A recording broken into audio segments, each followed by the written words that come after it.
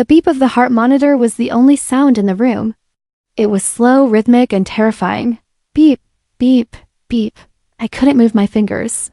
My body felt like it was made of lead, sinking deep into the thin, scratchy mattress of the hospital bed. The cold was the worst part. It started in my toes and was creeping up my legs, freezing my blood. Is she gone yet? A female voice asked. It was light, airy, and sounded bored. I forced my heavy eyelids open. My vision was blurry, but I could make out the two figures standing over me. Not yet, Maya. Keep your voice down. A deep male voice replied. Derek, my husband. The man I had loved for 10 years. He was holding my hand, but there was no warmth in his touch. He was checking my pulse like a mechanic checking a broken engine. I'm bored, Derek, Maya complained. She stepped into my line of sight, my stepsister. She was wearing a bright yellow dress, cheerful and sunny, completely out of place in a room filled with death. The lawyer is waiting outside with the transfer papers. If she doesn't die within the hour, we might have to wait another day for the money. She's weak, Derek said, dropping my hand onto the bedsheet. The poison has already shut down her kidneys. Her heart is next. Just be patient. Poison? The word echoed in my fading mind. I tried to speak, but my throat was dry, like I had swallowed sand. You, I wheezed. Maya leaned over me, her face inches from mine. She was smiling. It wasn't a sad smile. It was a cruel, victorious grin. Oh, look, she's trying to say goodbye, Maya giggled. Yes, Elena, it wasn't a sickness. It was the daily vitamin tonic I made for you. Did you like the taste? It cost us a fortune to get the dosage right. Why? I managed to gasp out. Tears prickled at the corners of my eyes, but I was too weak to cry. Derek smoothed his tie, looking down at me with eyes devoid of love. Because you were taking too long to hand over the inheritance, Elena. I didn't marry you for your personality. I married you for the empire your father built. And now it's finally going to be mine. Ours, Maya corrected him, wrapping her arm around his waist. She rested her head on his shoulder. We're going to be very happy, sister.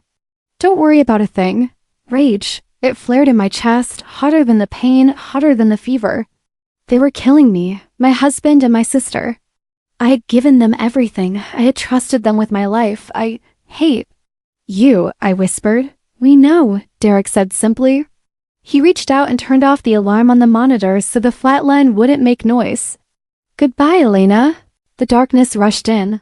The cold reached my heart. I screamed silently into the void, wishing for one more chance. Just one more minute to hurt them back. Gasp! Air! Sweet, rushing air filled my lungs. I sat up violently, clutching my chest. My heart was hammering against my ribs like a trapped bird. Thump, thump, thump. No, no, I screamed, thrashing my arms out. Get away from me, I waited for the hospital guards. I waited for Derek's cold hands. But there was silence. I blinked, my breath coming in short, panicked gasps. The sterile smell of the hospital was gone. Instead, the air smelled like lavender and vanilla. I looked around. Sunlight streamed through sheer white curtains, warming my skin. I was sitting in a large, soft bed with plush pillows. On the wall, my favorite painting of the ocean hung in a silver frame. My room?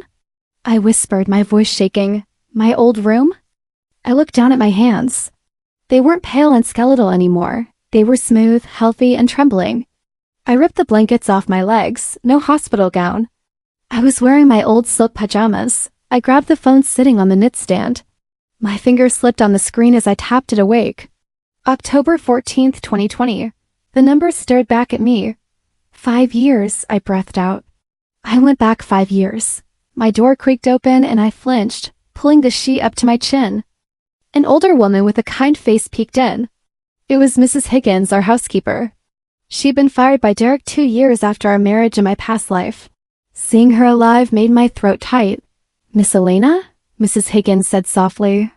Are you all right? I heard you scream. I swallowed hard, forcing my voice to be steady. I had a nightmare, Mrs. Higgins. Just a bad dream. She smiled warmly. Nerves, I expect.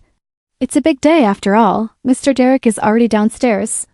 He brought flowers for the engagement party. The name made my blood run cold. Derek. He's downstairs? I asked. Yes, waiting for you in the living room, she said. He seems very excited to see you. I bet he is, I muttered, my voice dropping to a whisper. What was that, dear? Nothing, I said, a strange calmness settling over me.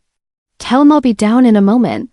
I need to get ready. Mrs. Higgins nodded and closed the door. I slowly got out of bed and walked to the full-length mirror in the corner. I stared at the girl in the reflection. She looked innocent. Her eyes were wide and trusting. She looked like a victim.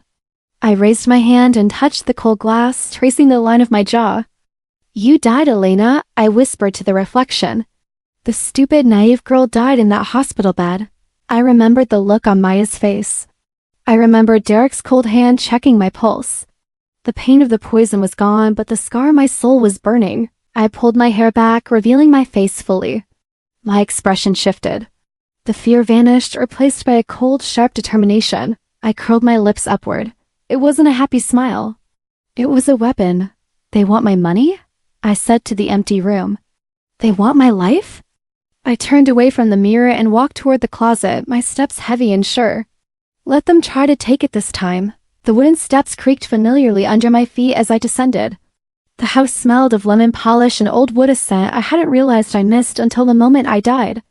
But I pushed the nostalgia down. I wasn't here to reminisce. Derek was standing in the center of the living room, checking his watch. When he heard my footsteps, he snapped his head up, plastering a wide, dazzling smile onto his face. He held a bouquet of red roses wrapped in crinkly clear plastic. In my last life, I had run down these stairs and thrown myself into his arms, weeping with gratitude that someone loved me. This time, I slowed my pace. My eyes locked onto the roses. I saw the slightly browned edges of the petals. I saw the generic barcode stickers still stuck to the plastic. Gas station roses. $9.99, Elena. Happy engagement day, my love, Derek announced, thrusting the flowers toward me. I didn't stop. I walked right past him, the hem of my silk pajamas brushing against his suit pants. I need water, I said, my voice flat. I heard him turn, his shoes squeaking on the hardwood. Elena? I walked into the kitchen and grabbed a glass from the cabinet. Mrs. Higgins was there, polishing silverware. She looked up, surprised to see me ignoring my fiancé. Miss Elena? She asked. Just water, Mrs. Higgins. Thank you, I said, filling the glass from the tap. Derek burst into the kitchen, looking bewildered. He was still holding the flowers. Babe, did you not hear me? He asked, a hint of irritation bleeding into his smooth tone. I brought you flowers. Your favorite. I took a slow sip of water, turning to face him. Put them in a vase, Derek, if they aren't dead already. His smile faltered. Dead? I just bought them. From the petrol station down the road? I hope you didn't wait in line long, I said, leaning back against the counter. Mrs. Higgins quickly looked down at her polishing cloth to hide a smile. Derek cleared his throat, tossing the flowers onto the counter with a thud. He reached for a large white box he had left on the kitchen table. You're acting strange. Nerves, I guess, he said, dismissing my attitude. He tapped the box. Open this. It's for tonight. What is it? Your dress. Maya picked it out for you, he said, his confidence returning. She said it would make you look sweet. I opened the lid. Inside lay a pale pink dress with excessive frills and a high neck. It was childish. It was the dress I wore in my past life, the one that was 2 sizes too small, making me look like a stuffed sausage while Maya glittered in sleek white silk. I picked it up by the strap, letting it dangle. It's a size 4, Derek. I'm a size 6. Maya said you've been losing weight for the wedding, he said smoothly. Squeeze into it. It'll motivate you to stay slim. I felt a flash of the old humiliation, but it was quickly burned away by anger.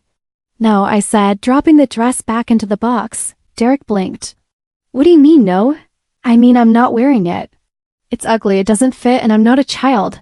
Elena, he said, his voice dropping to that patronizing tone he always used. Maya went to a lot of trouble to find this. Don't be ungrateful. You don't have any fashion sense anyway. You need our help. I don't need help to know that I won't wear something that cuts off my circulation, I snapped. I pulled my phone from my pocket. Derek stepped forward, trying to loom over me. Who are you calling? Put the phone down, Elena. You're wearing the dress. I ignored him and pressed the contact from Madame LeBlanc, the city's most expensive designer. Hello? Yes, I need a rush order for tonight, I said into the phone, holding Derek's gaze. Red, silk, Backless, something that looks like it costs more than my fiance's car. Yes, send it within the hour. I hung up. The silence in the kitchen was heavy. Derek was staring at me, his mouth slightly open. The perfect, controlling mask had cracked. He didn't know this woman. Red? He sputtered. You can't wear red. You're supposed to look modest. I'm the heiress of this company, Derek, I said, placing my empty glass in the sink. I don't do modest anymore. I walked past him toward the door. As I passed Mrs. Higgins, she gave me a subtle, curt nod. I'll throw the flowers out, Miss Elena, she said quietly. They do look a bit wilted. Thank you, Mrs. Higgins, I said. I left Derek standing in the kitchen, staring at the frilly pink dress, realizing for the first time that his strings were no longer attached to me. The muffled sound of a string quartet drifted up the stairs. It was a polite, boring sound. The sound of money? I stood at the top of the grand staircase, smoothing the silk of my dress. It wasn't the frilly pink disaster Derek had wanted. It was deep crimson, sleek, and backless. It felt like armor. Are you ready, Miss Elena? Mrs. Higgins whispered from behind me. She'd helped me zip it up, her eyes wide with approval. I've never been more ready, I replied. I took the first step. Below, the chatter was loud. Hundreds of the city's elite were sipping champagne, waiting for the naive heiress to make her appearance. I stepped into the light of the chandelier. One head turned, then another, then the room went quiet. I didn't shrink away like I used to. I held my chin high, letting the red silk flow around me like liquid fire. At the bottom of the stairs, Derek was waiting. He looked up and his jaw actually dropped. Elena? He choked out as I reached the final step. Close your mouth, Derek, I said, breezing past him. You'll catch flies. He scrambled to catch up with me, grabbing my elbow. His grip was tight, possessive. What are you wearing? He hissed, keeping his voice low so the guests wouldn't hear. Where is the dress Maya gave you? You look aggressive. I look expensive, I corrected him, shaking his hand off my arm. And don't touch me like that. I scanned the room. In the corner, surrounded by a group of older women, was Maya. She was wearing white. A floor-length, lacy white gown. I laughed, a sharp, cold sound. Look at her. Is she confused about whose engagement party this is? Derek followed my gaze and shifted uncomfortably. She just wanted to look nice for you, Elena. Don't be jealous. Jealous? I raised an eyebrow. She looks like a desperate bridesmaid trying to upstage the bride. It's embarrassing. Before Derek could argue, a gray-haired man in a sharp suit approached us. Mr. Sterling, my father's lawyer. He looked tired. Elena, Mr. Sterling nodded formally. Derek, I have the documents prepared in the study. The share transfer as you requested. In my past life, I had signed those papers immediately, handing over 51% of my company to Derek as a gesture of love. Thank you, Mr. Sterling, I said, smiling warmly at him. But there's been a slight change of plans. Sterling frowned. A change? You'll see, I said. I walked toward the small stage where the band was playing. I signaled for the music to stop. The room fell silent again. Derek rushed to the side of the stage, giving me a thumbs up. He thought I was about to make him the king of my empire. I tapped the microphone. Thump, thump. Good evening, everyone, I said, my voice echoing clearly. Thank you all for coming to celebrate my engagement. There was polite applause. I saw Maya smirking in the front row, smoothing her white dress. Tonight is about love, I continued, locking eyes with Derek. But it is also about legacy. My father built the Sterling Vein Corporation from nothing. And he left it to me. Derek nodded eagerly, mouthing the words, give it to me. I realize that such a legacy requires strong leadership, I said. Which is why I have an announcement. The room leaned in. As a wedding gift to myself, I announced, my voice hardening, I have decided to donate $10 million to the city orphanage in my parents' name. The crowd gasped. Murmurs broke out. Derek's smile froze. His eyes bulged. And I continued, talking over the whispers. I am officially announcing that starting tomorrow morning, I will be stepping up as the sole CEO of the Sterling Vein Corporation. No transfers, no proxies. I will be leading my family's legacy myself. Silence. Absolute stunned silence. I looked at Mr. Sterling. He was standing near the bar, his mouth slightly open. Then a slow, genuine smile spread across his face. He raised his glass to me. I looked at Derek. He had turned the color of ash. He looked like he was going to vomit. And Maya? She looked furious, her hands balling into fists at her sides, ruining the line of her stolen white dress. "Cheers," I said into the mic. I raised my champagne flute and took a sip. The bubbles tasted like victory. Derek stormed up the steps to the stage, grabbing my arm hard enough to bruise. "What the hell was that?" he whispered, his voice trembling with rage. "We agreed. You were giving me the shares." I pulled my arm free and leaned in close to his ear.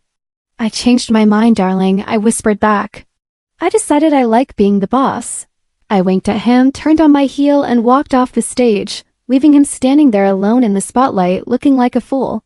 The door to my office slammed open so hard it bounced off the wall. "What the hell is playing at, Elena?" I didn't look up from the file I was reading. I kept my pen moving, signing my name with a flourish at the bottom of the page. "Good morning, Derek," I said calmly. "Do you usually enter rooms without knocking, or is this a new habit?" Derek stormed up to the desk, his face flushed red. He slammed his hands down on the mahogany surface, rattling my coffee cup. "Don't play games with me. Last night was a disaster. I have investors calling me since 6 a.m. asking why I'm not the CEO. You humiliated me." I finally set my pen down and looked up. I widened my eyes, feigning innocence. "Humiliated you? Derek, I thought you would be proud." "Proud?" He sputtered, veins bulging in his neck. "You cut me out. We had a plan. I take the company, you stay home and focus on charity and decorating." I leaned back in my leather chair, crossing my legs. "But darling, don't you remember what you told me last month? You said, Elena, you need to stop being so dependent. It's unattractive. You said you wanted a partner, not a burden." He froze, his mouth opening and closing like a fish. He had said that. He had said it to make me feel insecure so I would work harder to please him. He never expected me to use it as a weapon. I didn't mean it like that," he stammered. "I meant you should have hobbies. Not run a multi-million-dollar conglomerate." "Well, I interpreted it differently," I said, my voice turning steel cold. "I am stepping up, Derek. I am being the strong, independent woman you claim to want. Unless you were lying?" "Of course I wasn't lying." He snapped defensively. "Good, then you can leave. I have a board meeting in 10 minutes, and you are on the board."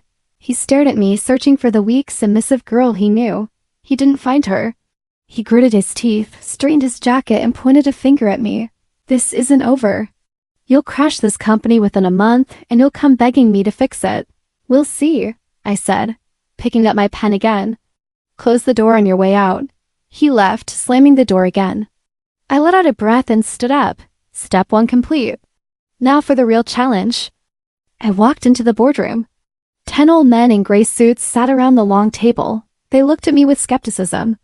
But my eyes went to the man sitting at the far end in the shadows. Lucian, he wasn't looking at his phone or chatting. He was watching me. In my past life, I had ignored him, thinking he was just a minor silent investor. I learned too late that he was a shark who would eventually swallow the entire city's real estate market. I took my seat at the head of the table. "Gentlemen," I started, not wasting time with pleasantries. "The company has been stagnant for 3 years under my father's previous management team. That ends today."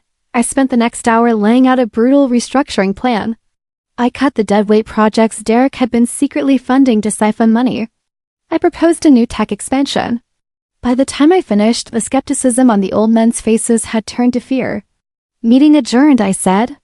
As they filed out, muttering to themselves, Lucian remained seated.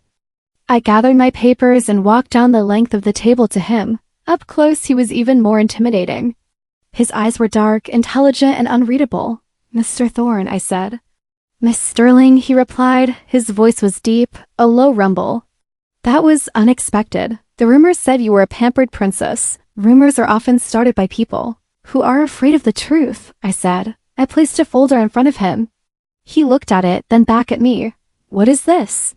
"The Western Port Development Project," I said. His eyes narrowed slightly. "Derek has been pitching me that deal for 6 months. He says he has the rights to the land." "He doesn't," I said simply. "I do. The land is in my name, not the company's. Derek was trying to sell you something he didn't own to get your capital." Lucian opened a folder. He scanned the first page, his expression remaining neutral, but I saw a flicker of interest. "And why bring this to me?" he asked, closing the folder. "Why not develop it yourself?" Because I have the land, but you have the construction logistics, I said, leaning against the table. I don't want to fight you for resources, Lucian. I want to partner with you. 60-40 split my favor. He let out a short, dry laugh. You're bold. Derek offered me 70-30 in my favor. Derek was offering you a dream he couldn't deliver. I'm offering you reality, I countered, holding his gaze. Do you want a servant who lies to you or a partner who can actually keep up? He stared at me for a long moment. The silence stretched, tense and electric. Then the corner of his mouth ticked up. 50-50, he said. 55-45, I shot back. I'm providing the political leverage. He stood up. He was tall, towering over me. He extended a hand. Deal? He said. I shook his hand. His grip was firm and warm. You're not what I expected, Elena, he murmured. I'm just getting started, I replied. You're ruining him, Elena. How can you be so heartless? Maya's voice was high-pitched, designed to shatter glass and my patience. She sat on my velvet sofa, dabbing at her eyes with a tissue that remained suspiciously dry. In my past life, this performance would have broken me. I would have hugged her, apologized, and written a check to Derek just to make her stop crying. Now I just took a sip of my tea and watched the show. Ruining him? I asked calmly. I simply decided to run my own company. If Derek is ruined because he can't access my bank account, that sounds like a personal problem. Maya sniffled, looking up at me through her lashes. He loves you. He's been calling me all night, saying he doesn't know what he did wrong. He's heartbroken, Elena. He's thinking of doing something drastic. Drastic? Like getting a job? I quipped. Maya's jaw tightened. You've changed. You used to be kind. I used to be a doormat. There's a difference, I said, setting my cup down. I leaned forward, locking eyes with her. But tell me, Maya, why are you so worried about my fiancé's finances? You seem more upset about his lost access to my funds than he is. She froze. The fake tears stopped instantly. I just care about your happiness. We're family. I don't want you to lose a good man. Right. Family, I said, standing up. My throat is dry. I need more water. Excuse me. I picked up my phone from the coffee table, tapped the screen, and set it back down face down. The voice recorder app was running, the red timer ticking silently. I'll be right back, I said. I walked into the kitchen, counting the seconds in my head. 1, 2, 3, 10. I made a show of clinking a glass against the counter, then silently slipped off my heels and crept back to the hallway. Through the crack in the door, I saw her. Maya wasn't crying. She was at my desk, frantically rifling through the stack of legal documents I had left there. She was snapping photos of my contract drafts with her phone.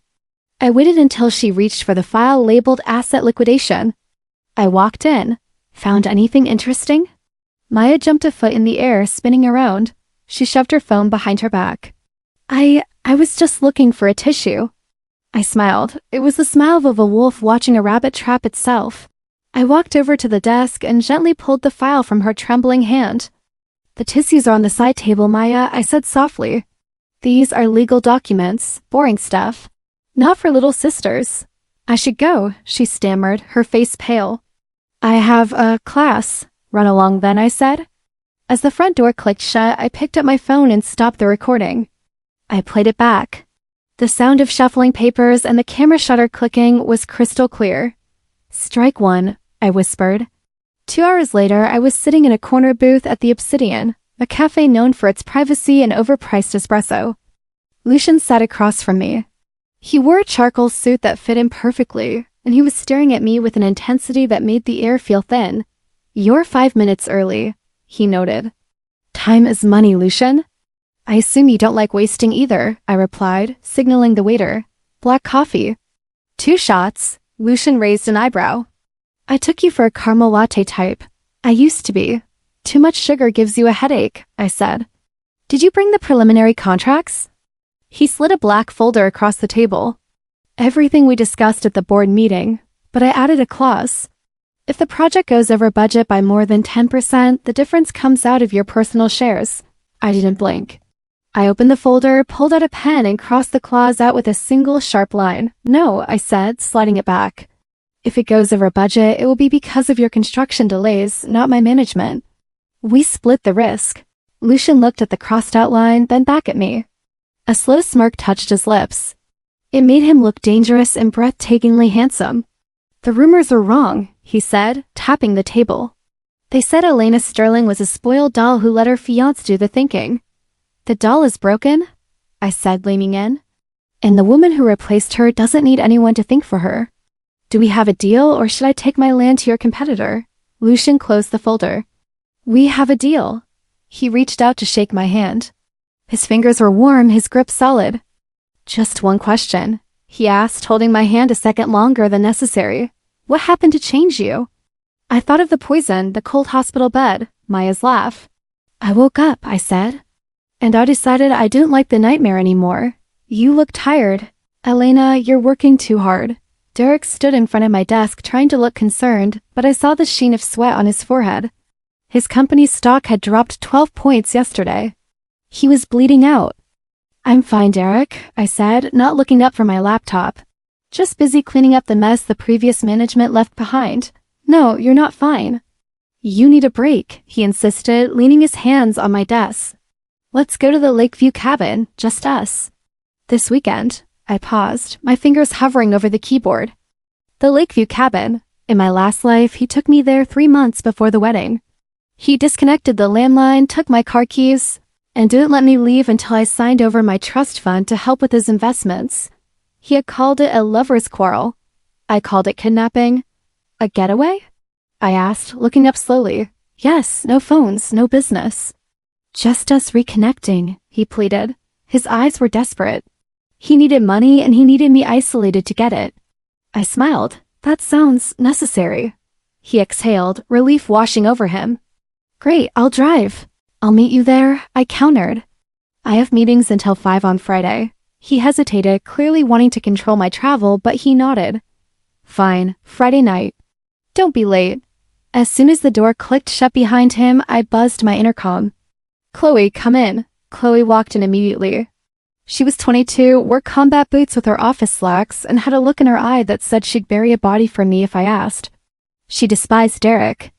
She had caught him flirting with the receptionist twice this week. He wants to go to the cabin, I said. Chloe snorted. The one in the middle of nowhere? He's desperate. Exactly. He thinks he's going to corner me, I said, pulling a list of names from my drawer. Book the executive nature retreat at the lodge next to his cabin. Send urgent invites to these investors. Tell them I'm hosting an exclusive reveal of our new tech partnership. Chloe took the list, scanning the names. Mr. Henderson, Mrs. Wu. And the editor from the Financial Times? You're playing dirty. I'm playing to win, I said. And make sure Mr. Thorne gets the location. Chloe grinned, a sharp, wicked thing. Lucian will be there. I'll make sure of it. The cabin was freezing. Derek had lit a fire, but the warmth hadn't reached the air yet. Or maybe it was just him. He poured me a glass of wine. I didn't drink it. I knew better than to consume anything he handed me when we were alone. To us, he said, clinking his glass against mine. To the future, I echoed, setting the glass down on the coffee table untouched. He didn't wait long. He reached into his overnight bag and pulled out a thick stack of papers. Since we're here, I just need you to initial these. It's for the insurance on the house. Boring stuff, but needs to be done before Monday. I picked up the top sheet. General power of attorney. I laughed. I couldn't help it. It was so predictable. Insurance, Derek? This gives you full control over my bank accounts and real estate. His face darkened. The charm evaporated instantly. It's just a formality. Stop reading everything and just sign it. Don't you trust me? No, I said calmly. I don't. I stood up, grabbing my purse. Sit down, he roared. He lunged across the coffee table, grabbing my wrist. His fingers dug into my skin hard enough to bruise. The mask was gone. This was the real Derek, the man who watched me die. You are going to sign these papers, Elena. You aren't leaving this mountain until you do. Let go of me, I said, my voice icy. Sign it. He screamed, shaking me. You think you're so smart? You're nothing without me. I reached into my pocket and pressed the button on my car key fob. It wasn't connected to my car. It was connected to the silent alarm I'd rigged to the door system earlier that afternoon. Click. I didn't struggle. I just counted. 3, 2, 1. The heavy wooden front door burst open. Derek froze, his hand still gripping my wrist, his face hidden in rage. Lucian stood in the doorway, looking impeccable in a long trench coat, the wind howling behind him. Behind him stood Mrs. Wu, my biggest investor, and the journalist from the Financial Times. They all stared at Derek manhandling me. "Oh," Lucian said, his voice dripping with mock surprise. "I apologize. We were looking for the lodge mixer. Did we interrupt a domestic dispute?" Derek released me as if I were on fire. He stumbled back, pale as a ghost. "No, he was just insisting I sign some documents," I said, rubbing my red wrist. I looked at the journalist. "You might want to write this down. The CEO of Vane Enterprises seems to have a very aggressive negotiation style." Derek looked at the investors, then at me. He saw the cold satisfaction in my eyes. He realized the game was rigged. "You set me up," he whispered. I smoothed my shirt and walked toward Lucian, leaving the papers on the table. "I'm afraid I won't be staying, Derek," I said over my shoulder. "This environment is a bit too toxic for me." The diner smelled of grease and stale coffee. It was the last place anyone would look for Elena Sterling.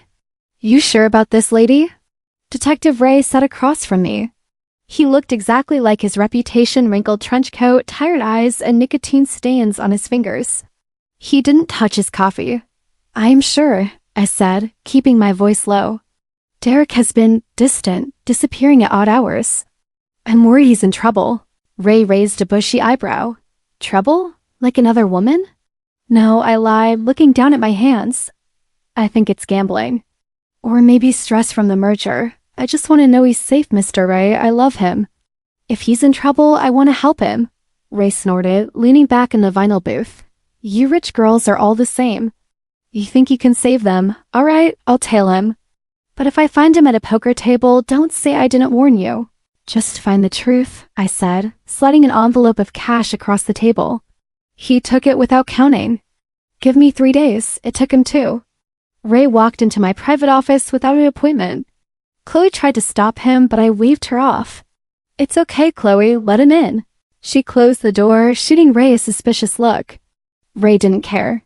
He walked up to my desk and tossed a thick manila envelope onto the glossy wood. "Thwop." "He isn't gambling," Ray said, his voice gravelly. "Unless you count playing house with your sister as a game of chance." I didn't gasp.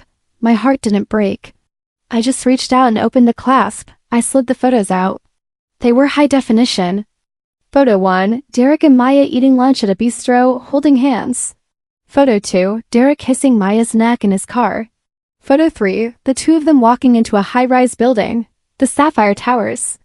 I stared at the building in the photo. In my past life, I had bought Penthouse 4B in that exact building 3 months after our wedding. Derek had told me it was an investment property for the company. I never knew he was keeping Maya there like a pampered pet. "You don't look surprised," Ray observed, watching me closely. "Most clients start crying by now." "I did my crying a long time ago," I muttered. I looked up at him. "Is this the only copy?" "I have the digital files. You want me to burn them?" "No," I said, a cold smile touching my lips. "I want you to send them to my lawyer. High resolution." Ray nodded slowly. "You're a scary woman, Miss Sterling." "I like that. This is indisputable," Mr. Sterling said, pushing his glasses up his nose. We were in his library, the photos spread out over his mahogany desk. The old lawyer looked disgusted. "Your own stepsister." He shook his head. I knew Derek was ambitious, but I didn't think he was stupid. "He thinks I'm stupid," I corrected. "He thinks I'm blind." "Well, this triggers the morality clause in the prenuptial agreement immediately," Mr. Sterling said, tapping the contract. "We can terminate the engagement, void his claim to any company assets, and sue him for the funds he misappropriated for these gifts." He pointed to a photo where Maya was wearing a diamond necklace. I recognized it. "It was charged to the office supplies budget last week. Shall I have the papers served to him tomorrow?" Sterling asked, reaching for his phone. "We can end this quietly." "Minimize the press." "No," I said sharply. Sterling paused. "Elena, why wait?" I stood up and walked to the window. The city lights were blinking on as the sun set. "Quietly is too good for him," I said. "If I end it quietly, he'll spin the story. He'll say we grew apart. He'll play the victim. Then what do you want to do?" I turned back to him. "The annual charity gala is in 4 days." Sterling's eyes widened. Elena, that event is televised. The governor will be there. The entire board. Exactly, I said. He loves the spotlight, Mr. Sterling. I'm going to give it to him. It will be a scandal, he warned. No, I said, picking up the photo of Derek and Maya kissing. It will be an execution. I dropped the photo back onto the desk. Draft the papers, but don't serve them yet. Bring them to the gala. I want him to sign them while the world is watching. You look breathtaking, Elena, truly. Derek sat across from me in the limousine, adjusting his silk tie. He looked confident, smug. He actually believed he had charmed his way back into my good graces after the disaster at the cabin. The dress is new, I said, staring out the tinted window at the passing city lights. It's perfect. And tonight is going to be perfect, he said, leaning forward to pat my knee. The governor is here. The board is here. Once we walk in together, those rumors about trouble in paradise will vanish. Rumors have a way of sticking, Derek, I said, shifting my leg away from his hand. The car slowed to a halt. The flashes of cameras exploded outside like lightning storms. Showtime, he grinned. Ready to play the happy couple? I'm ready to play my part, I replied. The chauffeur opened the door. The noise of the crowd hit us instantly. Elena. Derek, over here. Derek stepped out first, offering his hand to help me. In my past life, I would have gripped it tight, needing his support. Tonight, I ignored his hand and stepped out on my own. He tried to grab my waist as we walked down the red carpet. Get off, I hissed through a frozen smile, waving at a photographer. Elena, the cameras, he whispered aggressively. Hold my hand. I'm waving, Derek. I can't wave if I'm holding your sweaty hand. I surged ahead, leaving him trailing behind me like an obedient puppy. Inside, the ballroom was dripping with gold and crystal. Waiters circulated with expensive champagne. And there, standing by the chocolate fountain, was Maya. She spotted us and waved, sashaying over. She was wearing a midnight blue gown and a diamond necklace that glittered violently under the chandelier. My phone buzzed in my clutch. I didn't need to look at it. I knew it was a transaction alert from last Tuesday. Tiffany & Co., $45,000. Sister. Maya chirped, leaning in for a fake air kiss. You look healthy. And you look expensive, I said, my eyes dropping to her neck. That's a stunning piece, Maya. Where did you get it? Maya froze for a millisecond, her eyes darting to Derek. Oh, it's a loan. From a friend. A very generous friend, I said, looking at Derek. He was tugging at his collar, sweating. It's vintage, Derek lied quickly. Anyway, let's get drinks. No time, I said, checking my watch. Mr. Sterling is signaling me. It's time for the speeches. Wait, speeches? Derek frowned. I thought the chairman was speaking. I asked for a special slot, I said, smoothing my dress. To honor you, Derek. His face lit up. Really? You're going to announce the wedding date? Something like that. I walked away from them, my heels clicking rhythmically on the marble floor. I ascended the stairs to the stage. The room quieted down as I tapped the microphone. Good evening, everyone, I said. My voice was steady, powerful. The crowd turned. I saw Lucian in the back, leaning against a pillar, raising a glass to me. Tonight is about charity, I continued. It is about giving back. But it is also about truth. Transparency is the cornerstone of any good business. And any good marriage. Derek was beaming in the front row, puffing out his chest. Maya stood next to him, looking smug. I prepared a presentation to celebrate the man I was supposed to marry, I said. Please, look at the screen. I gestured behind me. The giant LED screen flickered to life, but it wasn't a montage of romantic memories. The first image appeared, a high-resolution photo of Derek and Maya kissing passionately in the doorway of the Sapphire Towers apartment. The room gasped. A collective intake of breath that sucked the air out of the hall.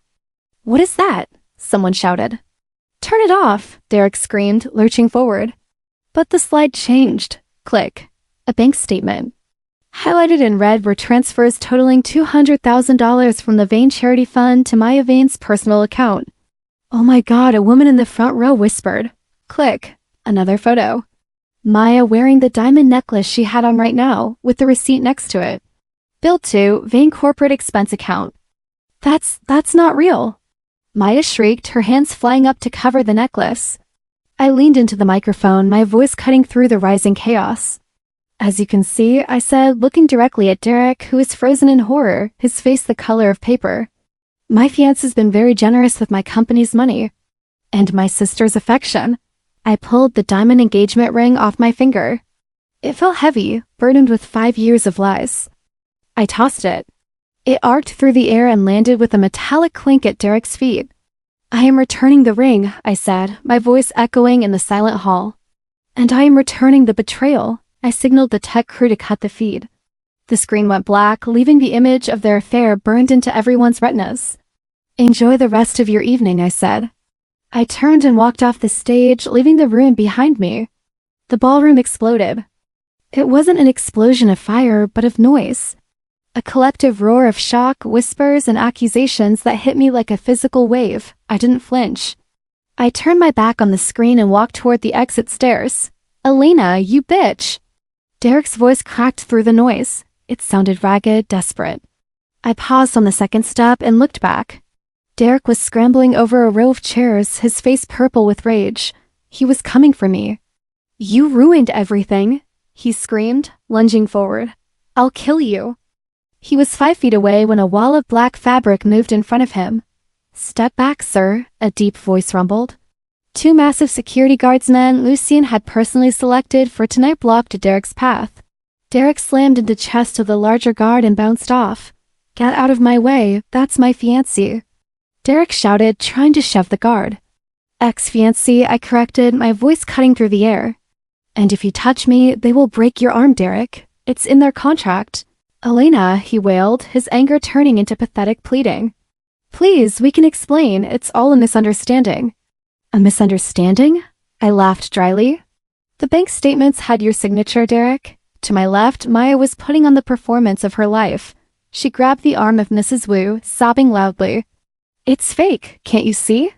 Maya shrieked, tears streaming down her face, ruining her makeup. She's jealous. She photoshopped them. She's always hated me. Mrs. Wu peeled Maya's fingers off her silk sleeve as if she were touching something rotting. The receipt for that necklace was dated last Tuesday, dear, Mrs. Wu said, her voice dripping with disdain. And I saw you wearing it when you walked in. Are you saying she photoshopped the diamonds around your neck too? Maya stammered, looking around for an ally. She found none. The elite of the city were staring at her with cold, judgmental eyes. She was no longer the sweet little sister, she was the homewrecker. Save your tears, Maya, I called out. You'll need them for the deposition. I turned and walked down the final steps.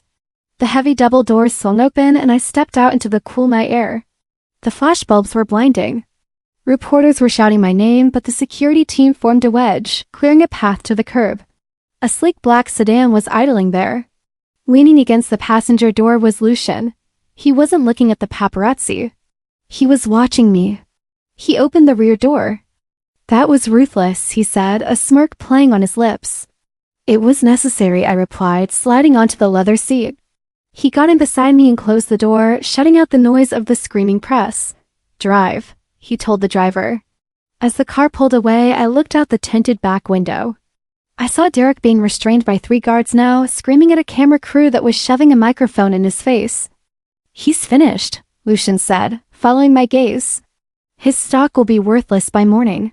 Good, I said, leaning my head back against the headrest. I'll buy his shares for pennies. Lucian chuckled low in his throat. Remind me never to cross you, Elena. Just don't lie to me. And we'll be fine. I value my life too much for that, he said. We drove in silence for a while. It wasn't awkward. It was peaceful. The adrenaline that had been pumping through my veins for weeks was finally fading, replaced by a profound sense of relief. Are you okay? Lucian asked softly. I took a deep breath. I don't know, I think I'm free. The car pulled up to my driveway. The house was dark. For the first time, it didn't feel lonely. It felt safe. Thank you, Lucian, I said, for the guards. For everything. Get some sleep, Elena, he said. You've earned it. I walked inside, kicked off my heels, and stripped off the red dress. I threw it directly into the trash can. It had served its purpose. I climbed into bed, pulling the duvet up to my chin. For 5 years or 1 hour, depending on how you looked at it, I'd been running a race against death. Now the race was over. Good night, Derek, I whispered into the darkness. Goodbye. And for the first time in 2 lifetimes, I slept without dreaming. The intercom buzzed on my desk, slicing through the silence of the office. Miss Sterling, Chloe's voice crackled through the speaker, sounding tense. He's here again.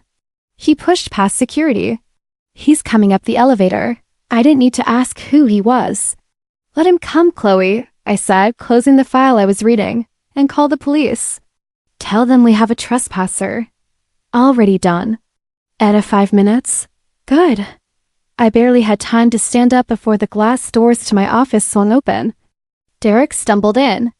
He looked nothing like the polished, arrogant man who had stood on the red carpet 2 weeks ago. His shirt was wrinkled and stained with something dark coffee or wine. He hadn't shaved in days. And the smell. The sharp, sour stench of cheap whiskey hit me from across the room.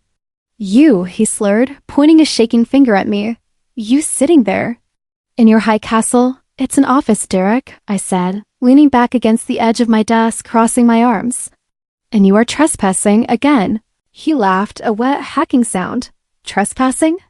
I built this company. I ran this place while you were out shopping.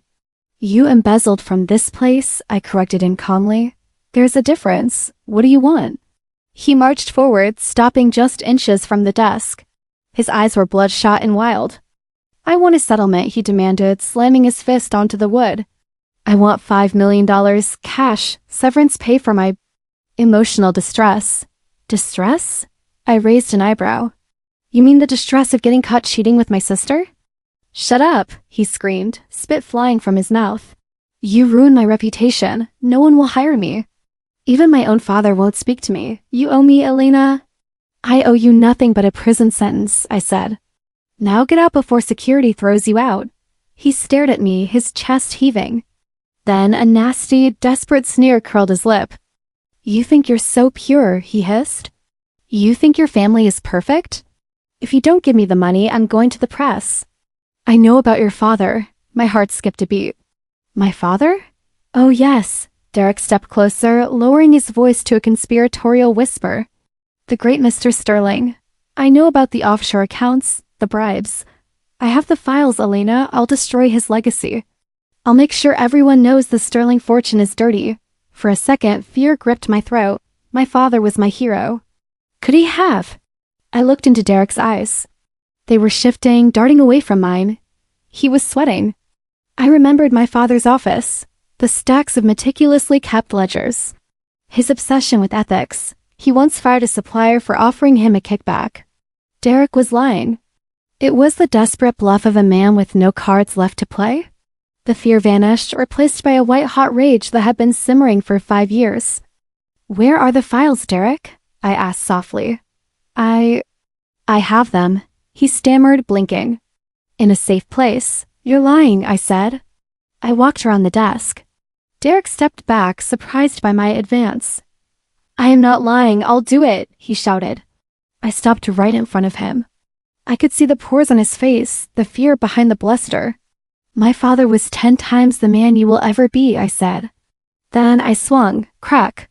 My palm connected with his cheek with a force that vibrated all the way up my arm. Derek stumbled back, clutching his face, his eyes wide with shock. You hit me. He gasped. That was for the poison, I whispered, though he didn't understand. And this is for the lies. I stepped into his space, forcing him to retreat toward the door. You have nothing, Derek, I told him, my voice steady and cold. You have no leverage. You have no money. You have no Maya. I heard she left you when the credit cards stopped working. He flinched. I loved you, Elena. No, I cut him off. You loved my bank account. You loved the power. You never looked at me. You only looked at what I could give you. The elevator doors pinged open behind him. That's him, officers, Chloe shouted. 2 uniformed officers strode into the room. Derek panicked, turning to run, but they grabbed him by the arms before he could take 2 steps. Get off me. I'm the CEO. Derek yelled, thrashing as they cuffed him. You're a trespasser, the officer said, shoving him toward the elevator. Derek looked back at me over his shoulder, his eyes pleading now. Elena, please, don't let them take me. We can talk. I didn't say a word, I just watched. I watched the man who had murdered me in another life get dragged away like a common criminal. The elevator door slid shut, cutting off his screams. Silence returned to the office. Chloe stood by the door, looking at me with concern. "Boss, are you okay?" I looked at my hand. It was stinging red. I flexed my fingers, feeling the blood rush back. "I'm fine, Chloe," I said, a genuine smile breaking across my face. "Actually, I'm fantastic. 300%. Lucian tossed the quarterly report onto my desk. It landed with a satisfying slap. "That's the increase in pre-orders for the Phoenix line," he said, leaning back in the guest chair. "You were right. The market didn't want another luxury perfume. They wanted a story." I smiled, running my finger over the glossy brochure. The Phoenix collection was my baby, a line of affordable, high-quality skincare marketed towards women starting over. The slogan? "Rise from the ashes." "I told you," I said. "Women don't just want to look good, Lucian. They want to feel strong." "We gave them armor." "Well, the board is ecstatic," he said. "They've stopped asking about Derek. It's as if he never existed." "Who?"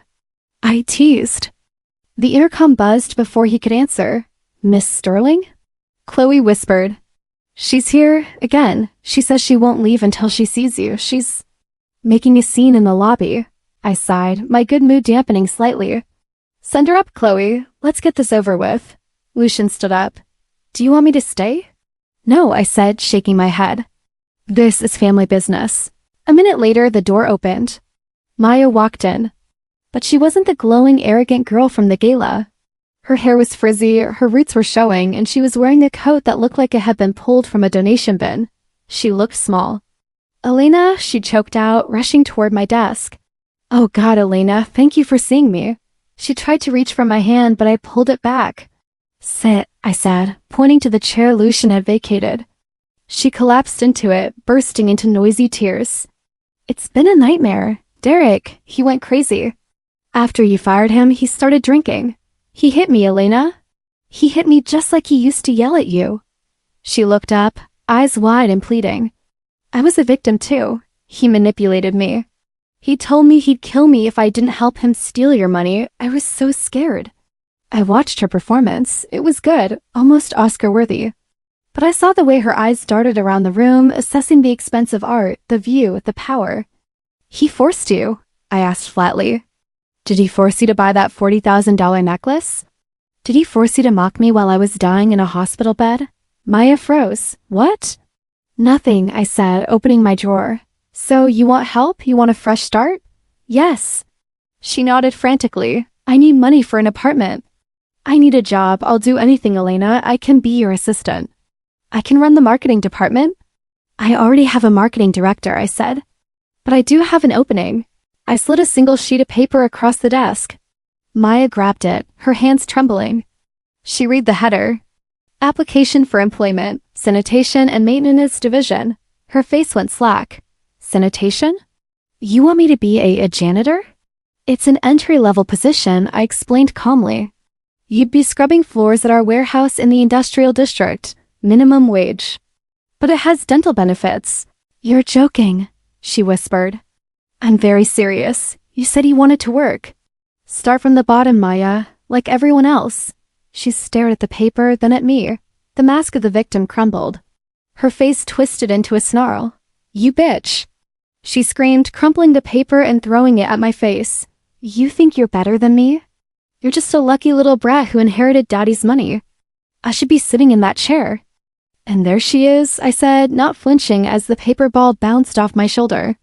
The real Maya. I pressed the intercom button. "Chloe, security. You'll regret this." Maya yelled, standing up and knocking the chair over. "I'll tell the press you're abusing me. I'll sue you." Two large guards entered the room. They didn't need instructions. They each grabbed one of Maya's arms. "Get your hands off me!" She shrieked, kicking her legs as they dragged her toward the door. "I'm Yvain. I'm her sister." "You were never my sister," I said, my voice cutting through her screams. "You were just a mistake I finally corrected." The doors closed, silencing her tantrum. I picked up the crumpled application form and tossed it into the recycling bin. I walked to the window and looked out at the city skyline. In my past life, I would have cried.